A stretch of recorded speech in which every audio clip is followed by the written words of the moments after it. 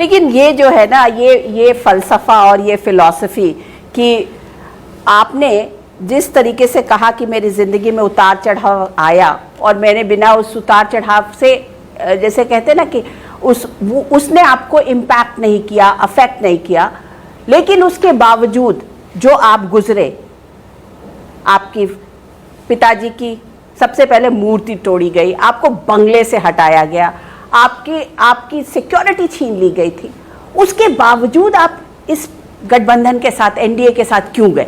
क्योंकि ये सवाल लोगों के दिमाग में खटक रहा है और जोर से खटक रहा है कि चिराग के साथ काफी कुछ हुआ।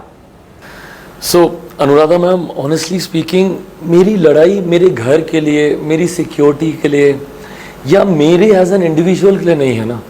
अगर आपको सिर्फ अपनी महत्वाकांक्षाओं के लिए लड़ाई लड़नी है और जीवन जीना है तो राजनीति तो वो क्षेत्र नहीं है, फिर वो कतई नहीं हो सकता। फिर आप राजनीति से दूर हो जाइए, आप कोई बिजनेस कीजिए, अपने लिए बड़ा मकान बनाइए, अपने लिए गाड़ी घोड़ा सब व्यवस्था कीजिए और ऐशो आराम की ज़िंदगी जिए।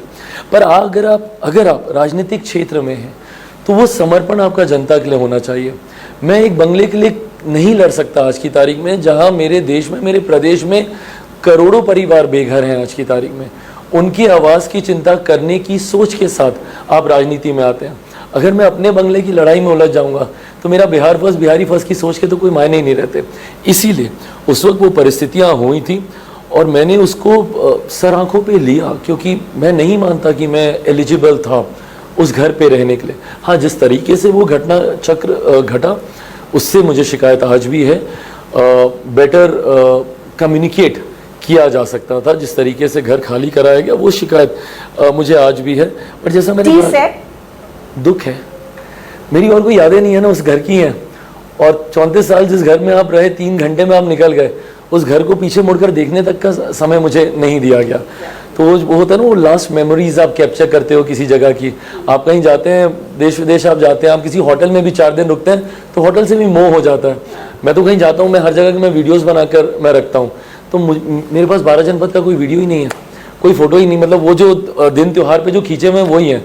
अगर पहले से पता होता मैं पूरे घर का एक वीडियो बनाता, कम से कम एक मेमोरी रहती, तो वो समय नहीं दिया गया। पर एक बात बताइए, चिराग की झुका कौन फिर? बीजेपी झुकी या चिराग पासवान झुके?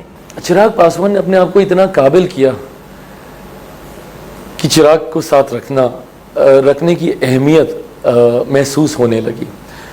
वो समय ज़रूर था जहाँ पे मेरी पॉलिटिकल ऑबिचुरीज लिख दी गई थी, मुझे पूरी तरीके से नकार दिया गया था राजनीतिक परिप्रेक्ष्य में। मैंने तो यहाँ तक अपने बारे में सुना है न्यूज़ डिबेट्स में कि आखिरी बार चिराग पासवान का नाम आज हमारे चैनल पर इस्तेमाल हो रहा है, इसके बाद कभी उसका नाम दोबारा लिया नहीं जाएगा, तो नकार दिया गया था। बट हाँ, बिना इस उम्मीद के कि at the end of the road मुझे क्या मिलेगा, मैं सिर्फ काम करता रहा।